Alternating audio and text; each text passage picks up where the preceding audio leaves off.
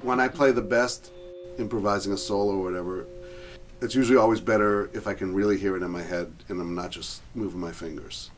And I do a little bit of both. And if I'm not having a great night playing solos or improvising, it's usually because I'm just letting my fingers take over what's familiar.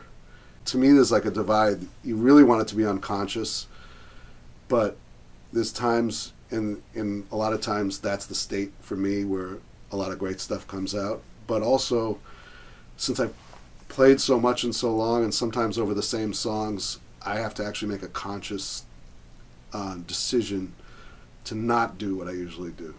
If I can hear it, at least start a thought by hearing it in my head and play something really deliberately, that usually can set me off in a good direction for the rest of it.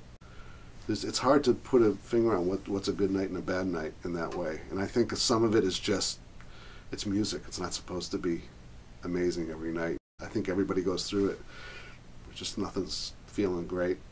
You're not feeling like you're playing anything great, and that's okay. You can still do something, But I actually feel like, without it being a cop out, that it's supposed to be like that, because you won't have a special night if they're all exactly great. There's supposed to be some that stand out, and there's supposed to be nights where you just kind of all of a sudden click into something that's special, or just because you're feeling right or whatever. I think that's part of it being real. Yeah. If you're really playing like it's real life, then that's how life is. Exactly. And I guess, and I've always taken it for granted that like on this kind of gigs, that you take solos and I don't work out that much. And I know people do, and that's cool too, and I have, and there's a place for that. But if you're really doing that, there's some risk involved, and it's not always going to be great. With me, I think it's like maybe a nervous thing where it's like, oh, I better be playing. It's like, oh, that lick wasn't that great. I better play another one right now that's better. Make up for that. And then all of a sudden you're not playing music at all. And that's happened to me, and it's never good. Again, it's like there is a conscious, I guess, part of the process for me where I need to remind myself that it's okay, to just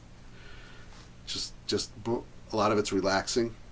And don't have to worry that someone's going to stop listening or someone else is going to come in. It's just take your time and play music, and it'll be okay. It's not to be controlled, I think. Right? Yeah.